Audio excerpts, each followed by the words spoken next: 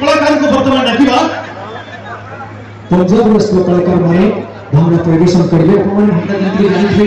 हम ओडिसा रे गोटे लोककला जंती रहिछि पंजाब लोककला होछि भांगड़ा निश्चित भाबरे तबे पंजाब रो से लोक नृत्य भांगड़ा नृत्य आसन तो हम समस्त देखिबा एवं एई महामंच रो तार मनोरंजन देबा आशा करबी पुणी थरे से केन्दुझर माटीर दायित्व संतान माने जो दर्शक भाबरे आसुती गोटे जोरदार करदल दे ए भांगड़ा नृत्य को स्वागत जणाइबा परवर्ती कार्यक्रम रे हमर परवर्ती उपस्थापक माने ए कार्यक्रम को आगे को बढ़ाइबे जो एके हम अपमान कर विदाय होछु